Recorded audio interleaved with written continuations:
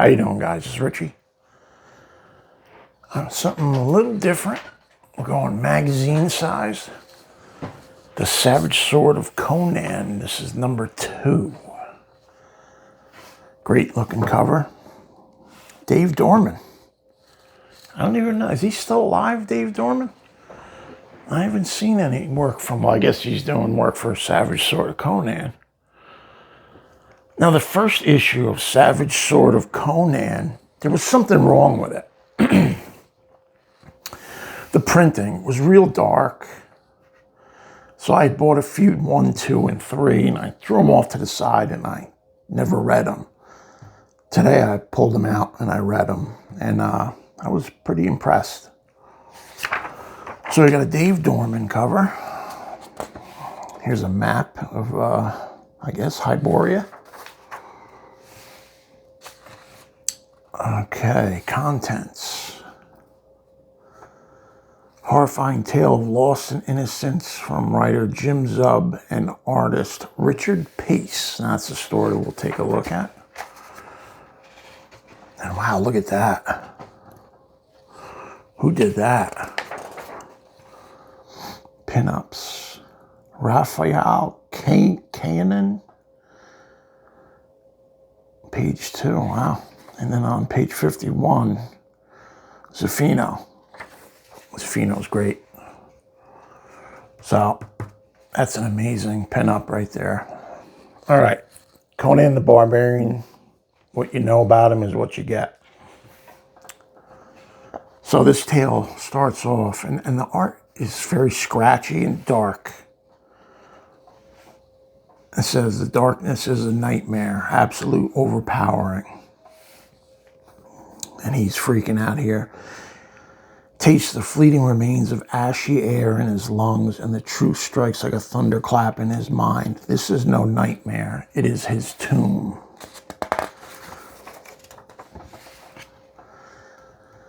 He is trapped alone, ready for the Reaper's embrace. It's a fate befitting a failed and forgotten warrior, unworthy of song or story. But then a great rage takes hold from somewhere within, war cry, blah, blah, blah.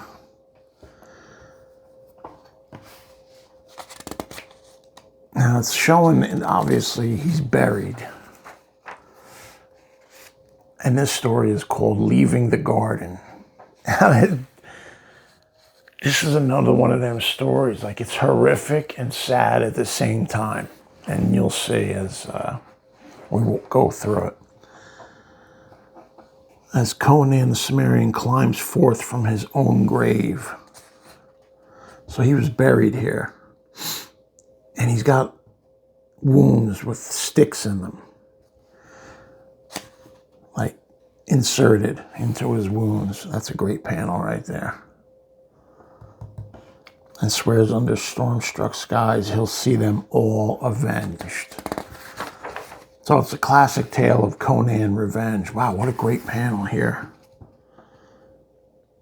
Love these horses. Like I said, it's a very sketchy style, scratchy. But it works really well with this story. So it shows, this flashes back before him climbing out of that grave. So Conan is with these people, and I've seen my share of battles, boy. Next time we meet, maybe I'll tell you a tale or two. He says, leaving so soon, he says, other roads beckon. So he's on the road, and the guy says, looks like you're not free of us yet, Cimmerian.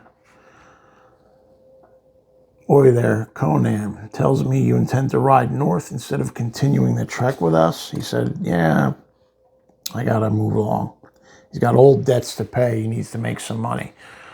So which translates into, with Conan, it's he's gonna go rob some rich kings or something.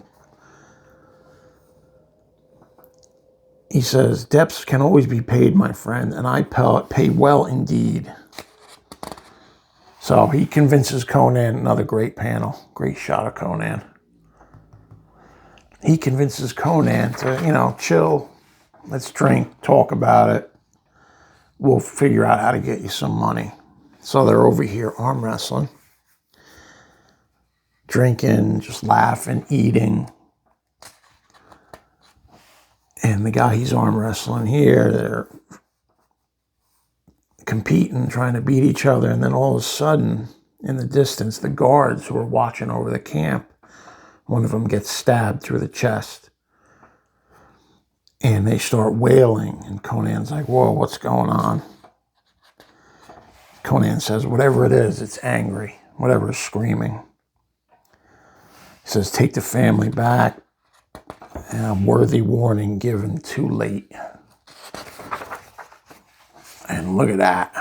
What a great double-page spread. Under cover of night, they change the steeds. They charge the steeds before surging forth to strike the camp. So look at all these creatures.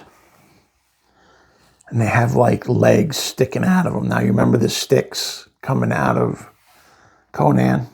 Remember that?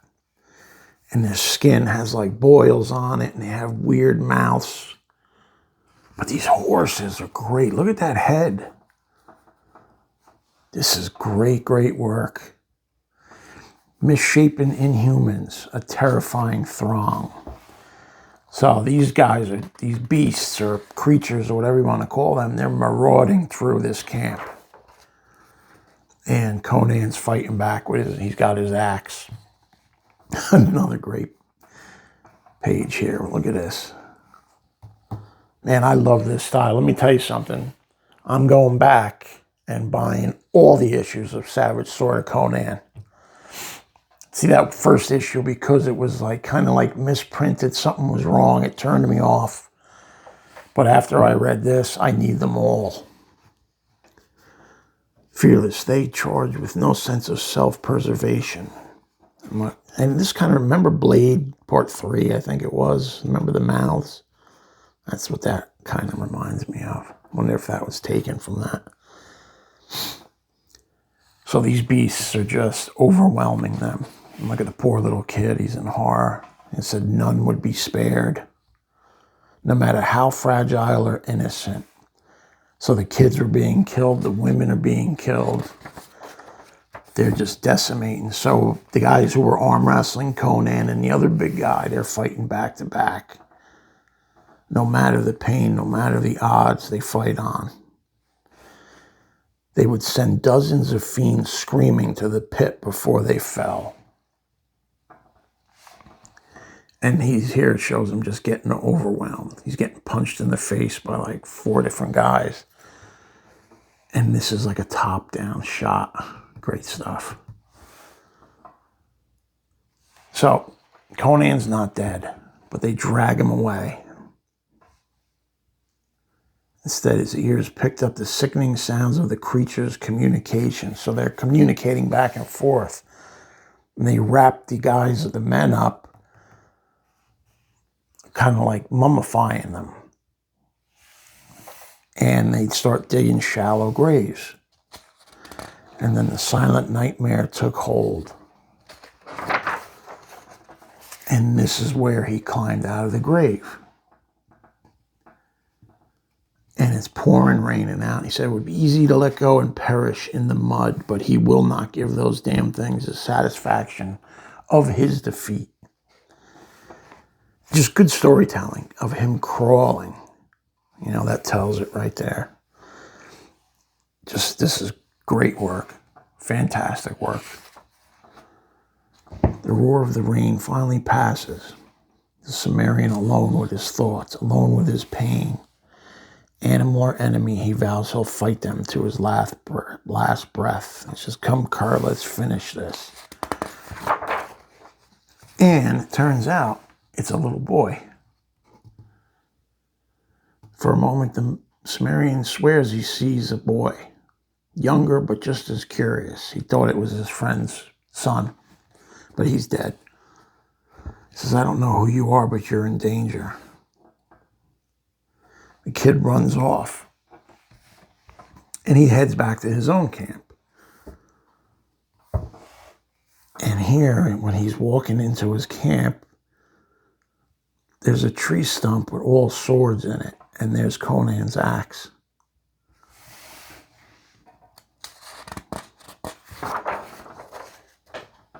And as he's walking into the camp, he's walking past those creatures.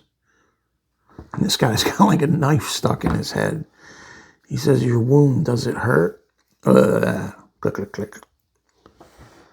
He says, "Yes, sir, feel better soon." So he can communicate with these things. And he walks through the village. There's another one. There's another one. So they're spread out in the village amongst these people. And his mother is saying, "What are you doing? The field's too fresh for prayer and you're too young to bless it." He says, "Making more work for others is an insult to Diam. He watches us, sustains us, makes us whole." So, obviously, Diam is some type of creature that they pray to. The kid says, "Hey, I'm sorry." And the mom says, "Don't apologize. Seek absolution with him." So the kid goes into this, almost like a church. He says, "Sir, please forgive me." But what he's talking to is like this giant spider creature, from what you could see in the shadow. The kid's laying down, begging for mercy. Flashback to Conan. See, he's got those sticks in him. Now, if he would have stayed in that grave, that he would have eventually transformed, and those would be like spider legs. A prison only time might set free. So he's badly injured if starvation doesn't take what little he has left. So he's starving, he's bleeding, he's wounded. He's in a pretty bad spot. So morning, wakes up to the kid giving him water. "Drink a bit before you try to eat. Water sustains us, makes us whole." So this kid's all right. He's trying to help him. He's good-natured. He goes, "Who are you? Where'd you get this food?" He says, "I'm Tariff, and this is my prayer meal. You're hurt, so we can share." So he's sharing his own food with the Conan. He says, "I've never seen anyone climb out of the garden before." He says, "The garden?" And that's when the kid starts explaining to him. "Our village worships Master Diam. He protects us with his strength, and we cherish him with our love." So he's basically creating this army. They're conquering these people, and that's where he gets more bodies for more of these creatures. So they almost kill these guys. They throw them into a pit, and obviously they do some type of prayer or magic over them, and they turn into this. He said, "Food like this?" He said, "No, these roots and seeds are for children until they're ready." And he says, "Ready for what?" He says, "Ready for the feast, grown in the garden." He goes, "A feast? Souls of the unworthy given to the master. In autumn, I'll celebrate with the warriors, drink blessed nectar, and become a man." So I'm assuming they turn him into one of these things as well. It's some type of ritual that's evil and odd. He says, "They kill travelers and feast on the souls of the dead." He says, "Yes, but only weak ones." He says, "Don't be scared. We won't hurt you. You climbed out of the garden. You're strong." And he says, "Right now, I'm injured. You shouldn't tell the others about me. It would be dangerous." So he's telling the kid, "Hey, be quiet, kid. Don't say nothing. Just keep doing what you're doing. Bring me food, bring me water." So the kid's happy. He says, "I'll be back tomorrow," or whatever. "Stay safe." And he runs off. Conan, in the middle of the night, builds a fire, and now he starts making weapons, spears. And like something on his hand here with like a spear attached to it, because the wolves are coming. And there's 5 or 6 of them. And of course the wolves attack him because they're probably just as hungry as he is. And he kills the alpha. And then he kills another one. Wow, here's a great, great panel. And a massive ragged rock to rupture its skull. So he stabs it through the neck and bashes it in the head with a rock. Look at that, that's pretty good detail on that, man. So the other wolves, as he pulls some meat from the dead wolf, he eats it, and the other wolves run. It says days pass. Tariff keeps his packed with Conan's secret from the rest of the village. So when he comes back, Conan starts talking to him, teaches him how to fish. Days become weeks, weeks become a month. A clear sign that summer is coming to a close. And he's filling the kid's head with all these former tales of Conan, the frost giants, just marauding and going to war. And remember this story here with that ape creature that he killed? Women, just telling him about tales of adventure. Man, this guy draws good horses. I like this. He says, it sounds wonderful, but not for me. My life is bound to service. I could never see such things of courage. I'm not strong enough. So he convinces the kid, no, I'll teach you. So Conan's willing to take this kid under his wing. He says, oh, you're healed. He says, Yanks, thanks to you, come with me and we'll find your future. He says, will you show me how to be a great warrior? He says, I promise. A pact we now share. Now the kid's happy. Conan tells him, go get my axe. Bring it back here. Conan's still hurt, though.